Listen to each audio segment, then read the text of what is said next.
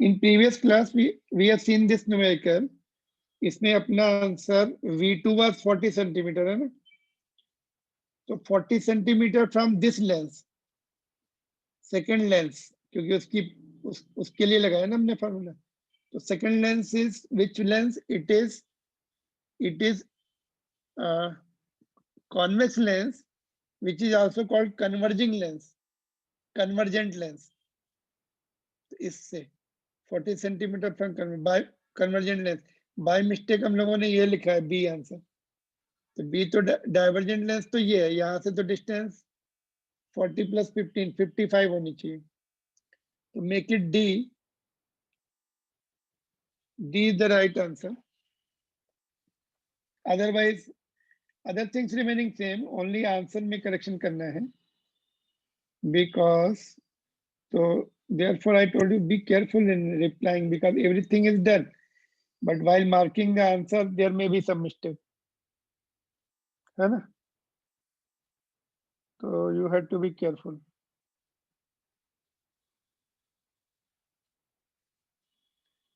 तो ये वाला क्वेश्चन हम लोगों ने नहीं किया था, this is slightly different question, ऐसा एनसीईआरटी बुक में नहीं है, तो let's do this question also. देखो, diameter of plano convex lens is given, ये डायमीटर ये होता है ना, जब तुम सामने से देखोगे ऐसे दिखेगा डायमीटर, ये diameter which is 6 centimetre. Thickness is also given, T जो है थिकनेस दी हुई है 3 millimetre which is equal to 0.3 centimetre. All right, and the speed of light in material is 2 into 10⁸ meter per second. Find the focal length of this lens. तो focal length निकालने के लिए which formula we need? Lens makers formula है ना. तो lens maker के लिए हमें n चाहिए और r1 r2 चाहिए. r1 तो इनफाइनाइट हो जाएगा, प्लेन सरफेस का infinite. r2 is required and n is required. तो how do we get n? n कैसे निकालेंगे? Refractive index, that is c by v. c vacuum में स्पीड होती है 3 into 10⁸. v is given 2 into 10⁸. तो put कर देंगे यहाँ पर, ये कैंसिल हो जाएगा 1.5. तो n वाज इनडायरेक्टली गिवन, तो n निकाल लिया. अभी r is also indirectly given. देखो ये सपोज सेंटर ऑफ कर्वेचर यहाँ पर है, तो ये r, ओके जस्ट, हाँ okay, I will bring back.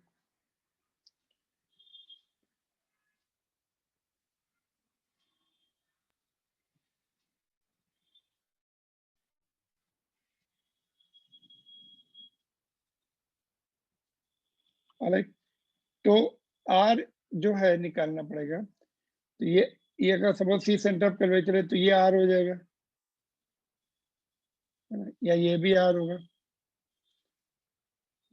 ठीक है, तो क्या होगा? देखो अभी r निकालने के लिए अगर ये हम ट्राइंगल ले लें ये वाला, और इसको हाफ डायमीटर को, इतने को हम y ले लेते हैं, बाद में इसको 3 पुट कर देंगे. ये डिस्टेंस देखो r है, उसमें से t थिकनेस माइनस हो जाएगी तो cp आ जाएगी. ये राइट एंगल ट्राइंगल है, देखो cpq, तो this square plus this square is equal to r square. तो r square will be equal to, ये डिस्टेंस कितनी होगी यहाँ से यहाँ तक, रेडियस ऑफ कर्वेचर, उसमें t माइनस हो जाएगी, तो r माइनस टी स्क्वायर, और ये हमने y ली हुई है which will be half of the diameter. Square कर दो, इसको एक्सपेंड कर दो, आर स्क्वायर कैंसिल हो गया, यहाँ पे टी स्क्वायर आएगा माइनस 2r_t, और ये वाई स्क्वायर है जिट. तो टी वो देखो t.3 है, स्क्वायर होने के बाद 0.03 हो जाएगा, तो नेग्लिजिबल है, ऑलमोस्ट वेरी स्मॉल. इसको छोड़ देंगे, इसको राइट इधर ले आएंगे तो प्लस हो जाएगा, और r की value y²/2t. y is 3 centimetre, half of this 6 का आधा, 9 हो जाएगा स्क्वायर में. थिकनेस 0.3 है, डेसिमल हटाया तो 10 ऊपर आ गया, सॉल्व किया तो 15 आ गई, रेडियस ऑफ कर्वेचर 15 आ गई. तो दोनों पॉइंट निकला है, तो इसमें लेंस मेकर फार्मूला में पुट कर दो. First radius of curvature infinite है, सेकंड वाली माइनस होगी, इसका उसका सेंटर ऑफ कर्वेचर इधर है, ये -15, माइनस माइनस प्लस हो जाएगा। ठीक है, तो दिस बोर्ड्स के लिए हो सकता है बोर्ड में ना आए, but one thing at least you can to know, refractive index indirectly दिया होगा तो हमें निकाल सकते हैं स्पीड ऑफ लाइट से डिवाइड करके, वैक्यूम की स्पीड लाइट, वैक्यूम की speed of light and medium की स्पीड ऑफ लाइट जो है उसके रेशियो को रिफ्रैक्टिव इंडेक्स बोलते हैं। So this is useful for competitive examination, but sometimes board examination में भी difficult question आ जाते हैं।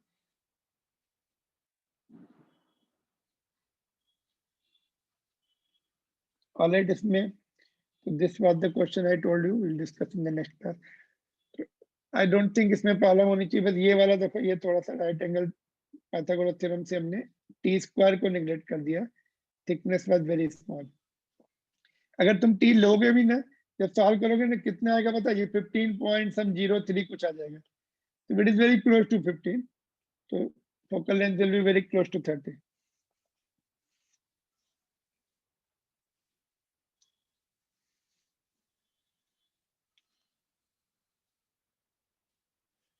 All right. पावर भी डन है ना, पावर को हम लोगों ने डिस्कस कर लिया था, थोड़े और पॉइंट बताता हूँ पावर के। देखो ये इंपॉर्टेंट क्वेश्चन है, फॉर विच कलर रेड और violet power of lens is maximum, तो power is inversely proportional to F, F is directly proportional to lambda, पीछे हमने क्वेश्चन किया था इसका, तो therefore power inversely proportional to lambda, violet का लैम्डा कम है तो power is maximum, violet will have maximum power. Violet की फोकल लेंथ कम होती, पहले हमने क्वेश्चन निकाला था, रेड की फोकल लेंथ मैक्सिमम है, वायलेट की मिनिमम है, lesser the focal length more will be the power, तो violet is the answer.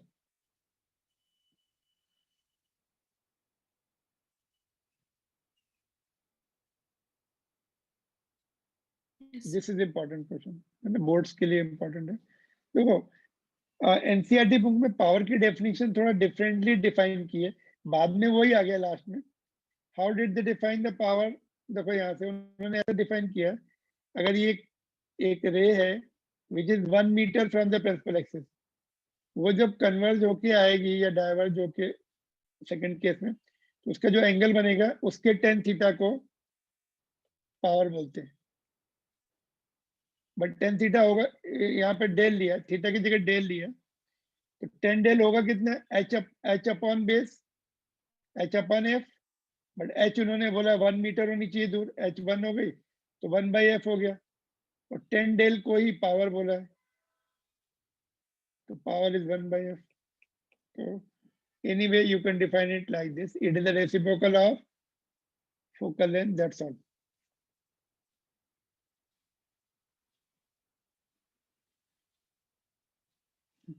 Defined as tangent of angle by which it converges or diverges a beam of light falling at unit distance 1 meter from optical center.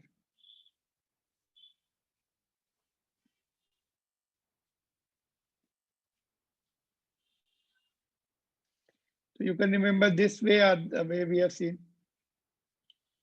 This is important topic, देखो, combination of thin lenses in contact, derivation आता है boards में, just let me mark it important. तो easy derivation है, देखो just will see, ये lens ए है, focal length इसकी f1 है, ये लेंस बी है, इसकी f2 है, this is the object, rays goes here and first lens makes the image I1, this is the, this image will act as the object for second lens whose image will be, final image will be I at distance v, intermediate image is at p1, ठीक है, और ये u आएगा, तो एक एक first lens के लिए लेंस फॉर्मूला लगा देंगे, फिर सेकंड के लिए दोनों को ऐड कर देंगे, फिर देखेंगे क्या आ रहा है। O is the object, I1 is the image by lens A, I1 will act as the object for lens B f1 f2 are the focal lengths of both the lenses. For first lens 1 by v1, उसके लिए v1 बन रही है, यहाँ पे बन रही है 1 by v1 minus 1 by u is equal to 1 by f1. For second lens v1 जो है वो ऑब्जेक्ट का काम कर रही है, v फाइनल इमेज है, तो v फाइनल इमेज u की जगह हम v1 लेंगे. ओनली सिंबल चेंज करना है. आई टोल्ड यू इसमें साइन कन्वेंशन नहीं लगता है क्योंकि we don't know image is this type. तो as it is symbol put कर देंगे 1 by f2, दोनों को ऐड कर दो 1 plus 2, ये वाला टर्म्स कैंसिल हो रहा है देखो, तो 1 by v minus 1 by u बच गया. लेफ्ट साइड में दोनों focal length 1 by f added up. This is equation 3. Now imagine करो कि ये सिंगल लेंस है, इसकी फोकल लेंथ f है, ऑब्जेक्ट o है, इमेज I है. इसके लिए क्या लगेगा 1 by f is equal to 1 by v minus 1 by u. तो 1 by v minus 1 by u की जगह हम f लिख सकते हैं यहाँ पर, बस वही डेरिवेशन हो जाएगा. ठीक है. तो same thing I have written here. If two lenses are regarded as equivalent to single lens of focal length f, we have this relation from lens formula 1 by v minus 1 by u is equal to 1 by f. तो from 3 and 4 को equate कर दिया, left side दोनों same है तो equate कर देंगे, तो one will get the relation for focal length. For multiple lengths they will be simply added up in terms of power. Power is the reciprocal of focal length. 1 by 1 by f will be written as p, p1 plus p2. ये net power हो जाएगी, equivalent power हो जाएगी, net power of the system, and f is the net focal length of the system. और equivalent बोल सकते हैं, इसको इक्विवेलेंट पावर बोल सकते हैं, इसको equivalent focal length. Use the sign convention for f. F के लिए साइन कन्वेंशन यूज करना है because it can be concave lens also. Concave lens में फोकल लेंथ नेगेटिव होती है, तो you have to use the sign convention for the lenses. Alright, this is useful derivation. इसके numericals भी आते हैं.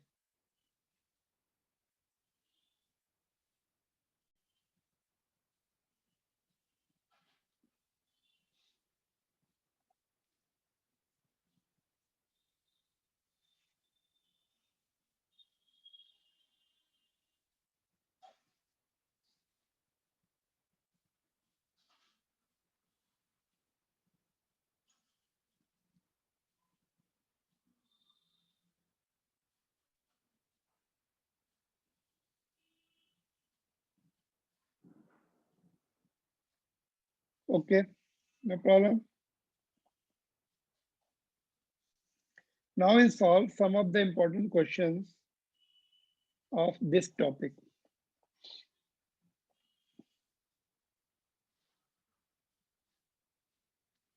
सबसे पहला तो यही है, नीचे दिख रहा है लास्ट में बिल्कुल. Tell me the answer of this question very quickly. Two thin lenses, one convex, other concave, each of focal length 10 centimeter are in contact. Find net focal length and net power of the system.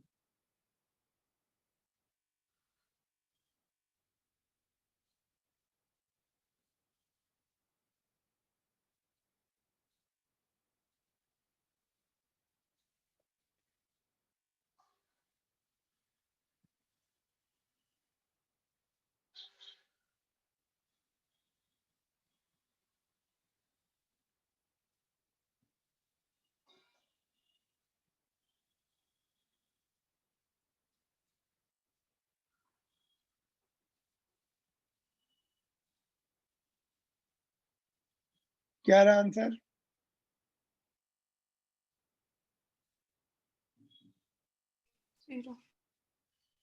1 by 10 minus 1 by 10, एक concave है तो minus हो जाएगा. 1 by f is 0, therefore f is 1 by 0. Infinite, since power is equal to 1 by f, f infinite आया तो power 0 आ गया. Actual में होगा क्या,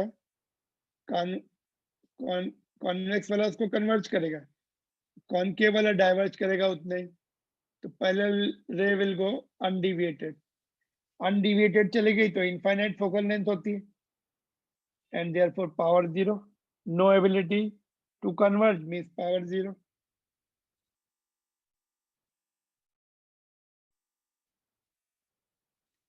Simply it will act as a simple glass plate.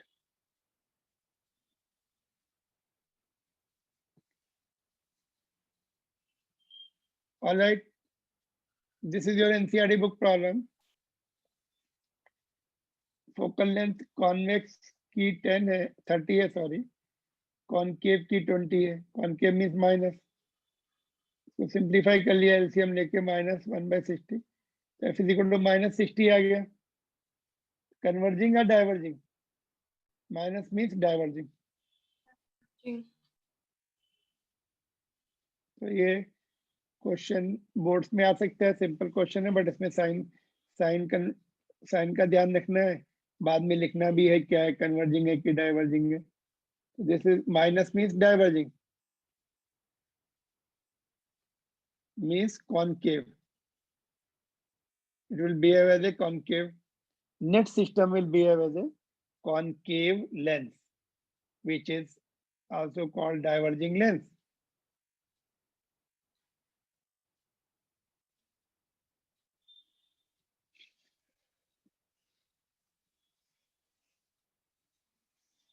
ठीक है, नो प्रॉब्लम।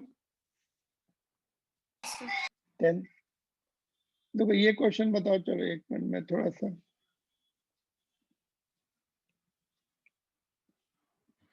देखो ये क्वेश्चन है कि two plano convex lens, each of focal length 10 centimeter are kept in contact as shown.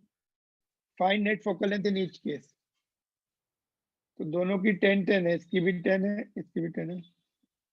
Combination of focal length का formula लगा दिया, तो 2/10 आ रहा है, 2/10 मीन्स 1/5 है ना।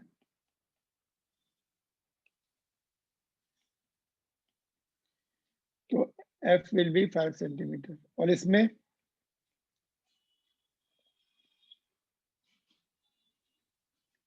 पहले प्लेन सरफेस कांटेक्ट में रखी, फिर कर्व्ड सरफेस कांटेक्ट में रखी,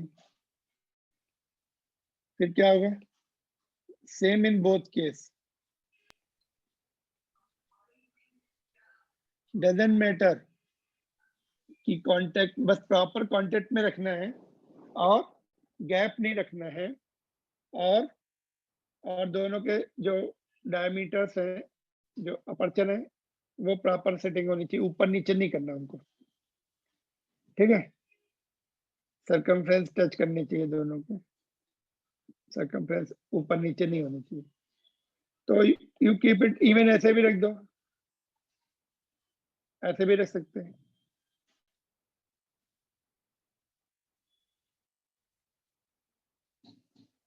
सभी में सेम आएगा, ठीक है, नो कंडीशन, सभी में वो it will become better conversion. Individual 10 था, अभी 5, so they both will converge in any case, you keep it in any way, both will converge and make the focal length further reduce for the system, दोनों अपने अपने converge करेंगे तो focal length will be further reduced।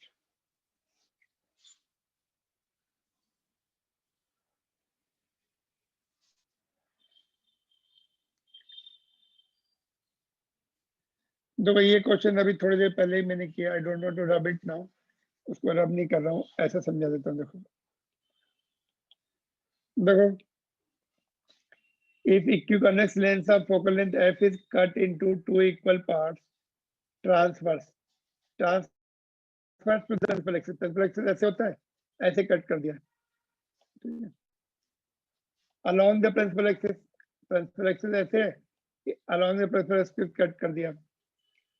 find the focal length of each part, तो suppose इसकी focal length f dash हो गई, इसकी भी f डैश हो गई, तो नेट फोकल लेंथ का फॉर्मूला लगा दिया 1/f dash plus 1/f dash 2/f dash, तो 1/f1 प्लस 1/f2 क्या होता है?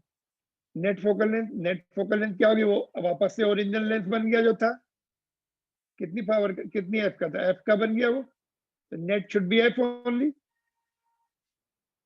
नेट फोकल लेंथ वापस ओरिजिनल लेंथ बन गया, तो it net should be F which is 1/f dash plus 1/f dash. Each part का हमने let f dash is the focal length of each part. Let f dash is focal length of each part. ठीक है, तो put कर दिया 2/f dash, f dash is 2f। Cut करने से क्या हो रहा है? एक ही कट सरफेस बच रही है, तो उसकी कन्वर्जेंस कम हो गई। पहले f थी, अभी बढ़ गई 2f हो गई। सपोज पहले 10 सेंटीमीटर फोकल लेंथ थी, अभी 20 हो गई, because it is not single curve surface is not able to converge as compared to double curved surface। इसकी कन्वर्जेंस कम हो गई, फोकल लेंथ बढ़ गई। जब ऐसे कट करेंगे तो दोनों सरफेस इंटेक्ट है, तो ये कन्वर्ज करेगी फर्दर, तो f will be same, no change. और पावर क्या हो जाएगी? अगर फोकल लेंथ डबल हो गई तो इसमें ईच की पावर p/2 हो जाएगी। इसमें फोकल लेंथ चेंज नहीं हुई तो पावर भी चेंज नहीं होगी। ठीक है,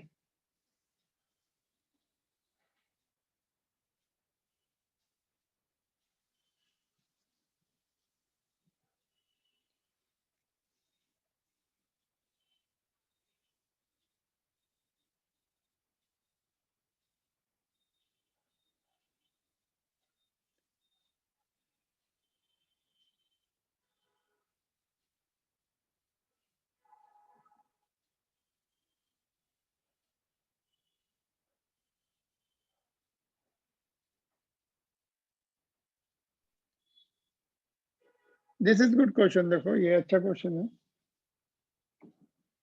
बोर्ड्स के लिए भी इंपॉर्टेंट है। One plano convex and one plano concave lengths of same radius of curvature but different materials, refractiveness इसका mu1 है, इसका mu2 है। then focal length of the combination, net focal length निकालनी है इसकी, तो वही formula 1/f1 plus 1/f2 is equal to 1/f।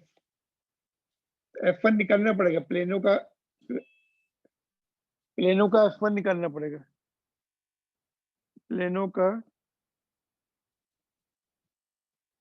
f1 we have to find out। Harsh, again you are late today।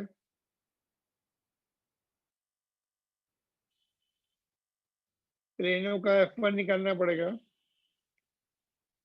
तो ये प्लेन सरफेस, इसका तो radius of curvature infinite होगा, इसका radius of curvature r minus होगा, because इसका इस तरफ आएगा। और जब ये लेंगे इसका r1 माइनस आ जाएगा और ये सेकंड वाले का इनफाइनाइट आ जाएगा। तो पहले f1 निकाल लो, f2 निकाल लो, फिर उनको ऐड कर दो। 1/f1 plus 1/f2 will be 1/f। तो इसमें से आंसर मैच हो जाएगा एक न एक। अपने आप करो, कल परसों उसको डिस्कस करेंगे।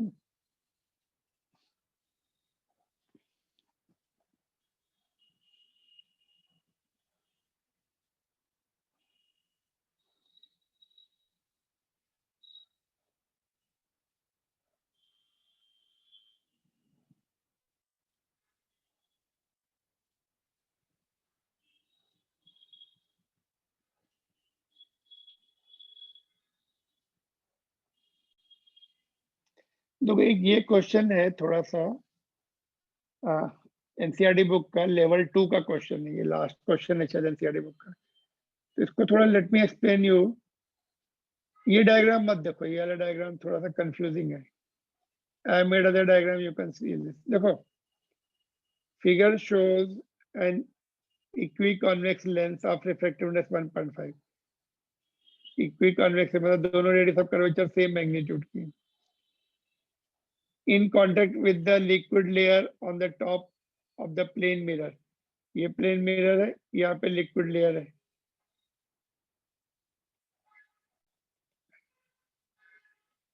Small needle with its tip on the principal axis is moved along the axis until inverted image is formed at the position of needle। मतलब कोई needle है ऐसे, इमेज भी उसकी वहीं पर बन रही है। इमेज सेम प्लेस पर कब बनती है? Plane mirror. सेम प्लेस पे एक्चुअली दूसरी तरफ बनती है ना, जब 2f पे होता है। बट दिस इज, ये थोड़ा सा डिफरेंट केस है, इसमें I will tell you easy method to do it. देखो, distance of needle from the lens, तो 45 सेंटीमीटर यहाँ पे नीडल है, या यहाँ पे, चलो यहाँ पे है, यहाँ पे, ये 45 सेंटीमीटर है फर्स्ट केस में, जब लिक्विड है और लेंस है, दोनों है। मिरर तो अपनी मिरर को तो चेंज नहीं करे position. The liquid is removed from the and the experiment is repeated. The new position is 30 centimetre. अभी नीचे आ गई, यहाँ कहीं पे आ गई जब इसको निकाल दिया लिक्विड को। तो find the refractive index of liquid. तो देखो, इसको मैं तुम्हें बताता हूँ एक इजी मेथड।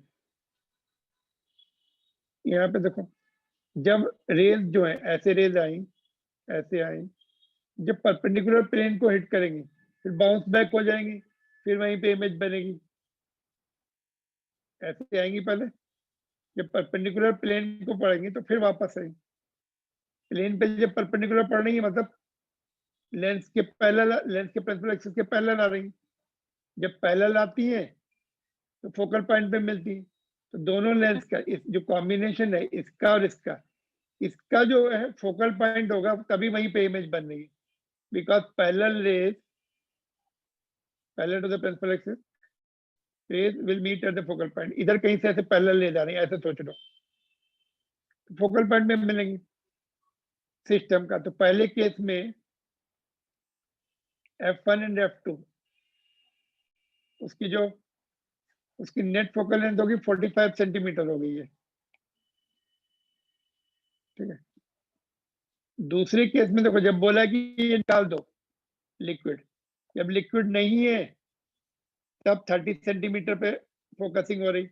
इसमें वही लॉजिक, रेज ऐसे ऐसे जब रेज आएंगी, ये मैंने दूसरा डायग्राम बनाया था ये वाला, जब रेज ऐसे आई, मिरर पे गई, मिरर पे परपेंडिकुलर पड़ी, वापस आ जाएंगी फिर ऐसे।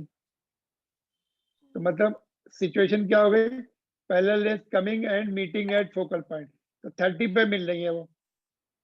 तो F2 इस वाले लेंस की फोकल लेंथ तो 30 हो गई, ठीक है। तो वहां से रेडियस ऑफ कर्वेचर मिल जाएगा।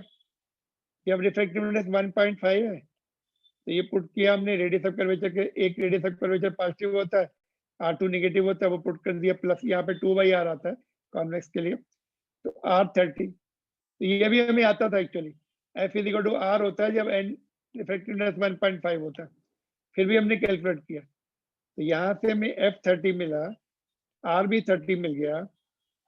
अभी वापस इस सिचुएशन पे आ जाते हैं जो मैंने पहले डिस्कस की। तो इसकी नेट फोकल लेंथ कितनी है, 45। ये 45 पुट कर दी, और लिक्विड लेंस की फोकल लेंथ हमने F1 ली है और लेंस की F2 ली है। F2 30 पीछे से निकाली हमने, यहाँ से F1 आ जाएगा 90 सेंटीमीटर। जो लिक्विड लेंस है उसकी फोकल लेंथ 90 आ गई, ठीक है। तो सबसे पहले हमें ये वाला स्टेप करना पड़ेगा, ठीक है। फिर ये सेकंड स्टेप ये करना पड़ेगा जब दोनों लिक्विड और लेंस है। बीच वाला स्टेप पहले लेना पड़ेगा, जब लिक्विड निकाल दिया, केवल लेंस और मिरर है, तो वहां से हमें फोकल लेंथ का क्लू मिला और रेडियस ऑफ कर्वेचर का क्लू मिला लेंस का। जब दोनों लेंस है, लेंस का कॉम्बिनेशन लगा दिया हमने फार्मूला, तब हमें लिक्विड लेंस की फोकल लेंथ 90 मिल गई। अभी लिक्विड लेंस की फोकल लेंथ भी है, रेडियस ऑफ कर्वेचर भी है, तो n आ जाएगा। तो ये फार्मूला लगाया, देखो अभी देखो थर्ड स्टेप में ये आ जाओ। अभी लिक्विड लेंस कैसा बन रहा है, देखो ऐसा कॉनकेव जैसा बन रहा है, ठीक है। तो 1/F1 will be n of liquid minus 1, और रेडियस ऑफ कर्वेचर देखो, इसकी रेडियस ऑफ कर्वेचर माइनस रहेगी क्योंकि ऑब्जेक्ट इधर ही है, ऑब्जेक्ट के सामने की स्पेस माइनस होती, माइनस, और प्लेन वाले की तो इनफाइनाइट होगी, तो ये तो 0 ही हो गया पूरा। तो ये क्या आएगा, NL माइनस 1, थोड़ा सा बड़ा देख लो, और नीचे R, माइनस को आगे शिफ्ट कर R। कितनी है फोकल लेंथ उसकी, हमने यहाँ से 90 निकाली है, देखो ये माइनस 90 निकाली है, तो माइनस पुट कर दिया, माइनस माइनस चला गया, नीचे 30 3/90 हो गया, तो 1/3 NL माइनस 1। अभी ये थोड़ी देर पहले ही सॉल्व किया था अदर बैच के लिए, तो NL इज इक्वल टू 1 इधर भेज दिया ये वाला, तो 4/3, इसका मतलब वाटर है, वो 4/3 है तो वाटर है। देख लो सारे स्टेप एक साथ।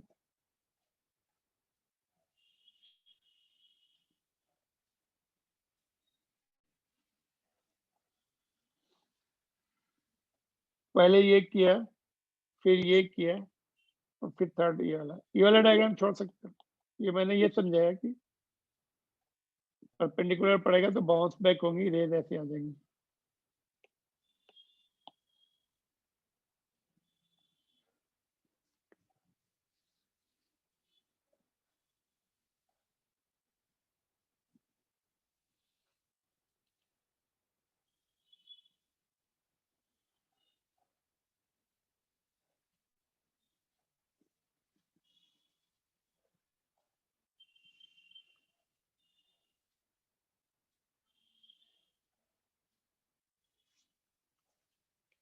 यहाँ पे थोड़ा सा मैं F1 को क्लियरली दिखा दूं, यहाँ पे एक मिनट रुक जाओ, let me show you F1 properly.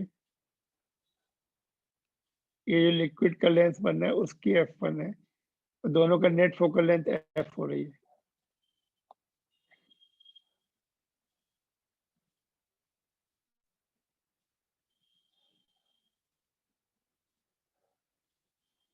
First step, second, third.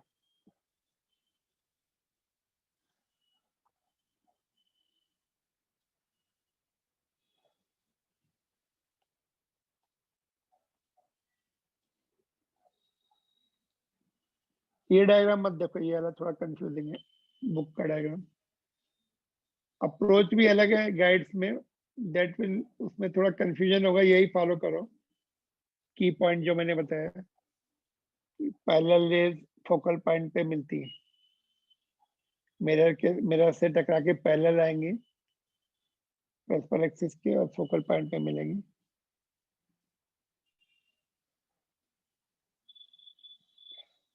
Otherwise 2F पे ऑब्जेक्ट होता है, 2F पे इमेज बनती है, बट ये सिचुएशन नहीं है यहाँ पर, पीछे मिरर रखा हुआ है, इसलिए थोड़ा सा अलग सिचुएशन क्रिएट हो रही है।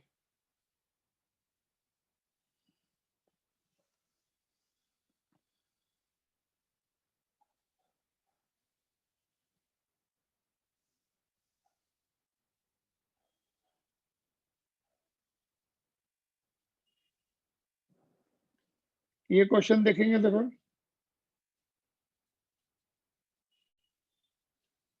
To convex lenses each of focal length f, दोनों की फोकल लेंथ f है, and refractive index 1.5, equiconvex है, are kept in contact, gap is filled with the water, यहाँ पे पानी भर दिया।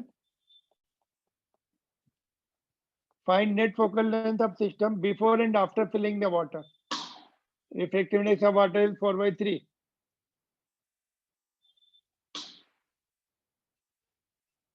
बिफोर कितना होगा, before filling the water, first part,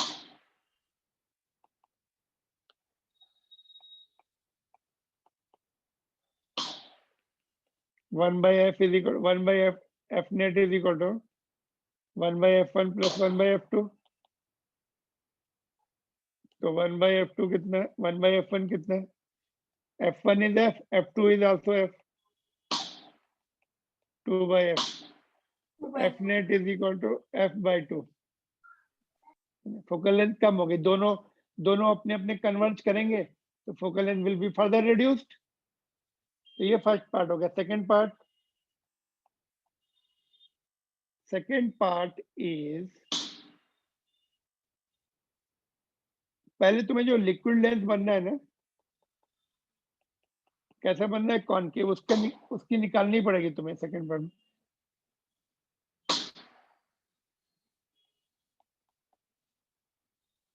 इसकी फोकल लेंथ निकालनी पड़ेगी। उसका रिफ्रैक्टिव इंडेक्स तो दिया है, रेडियस ऑफ कर्वेचर कितना होगा, रेडियस ऑफ 1.5 दिया ना, रेडियस ऑफ कर्वेचर निकालने के लिए इनका जो रेडियस ऑफ कर्वेचर होगा वही इसका भी रेडियस ऑफ कर्वेचर होगा। जब 1.5 होता है equivalent f is equal to R होता है कि नहीं, हमने पहले न्यूमेरिकल किया था, याद है? नहीं याद है तो फिर से निकालो, रेडियस ऑफ कर्वेचर फिर से निकालो यहाँ पर।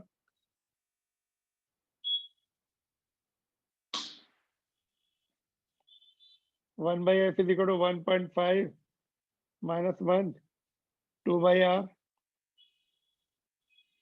तो यहाँ से सॉल्व करेंगे f is equal to R, radius of curvature f के बराबर आ गया, इसकी फोकल लेंथ एफ है। बस अभी मैं नहीं कर रहा, अभी इसकी फोकल लेंथ निकाल लो। देखो 3 लेंसेज बन जाएंगे, ये f1 हो जाएगा, देखो 3 लेंसेज बनेंगे। ओके, ये यहीं पर रहने दो, 3 लेंसेज बनेंगे, एक लेंथ ये, एक वाटर लेंथ बनेगा, दूसरा ये। f1 इज f, हो जाएगा, f2 निकालना है, f3 भी f है, f2 यहाँ से निकालो, f2 इसका लेंथ मेकर फार्मूला से f2 निकालना पड़ेगा, फिर वही formula 1 by f net is equal to 1 by f1 plus 1 by f2 plus 1 by f3, ठीक है, ऐसे निकालना पड़ेगा। तो f2 निकालो,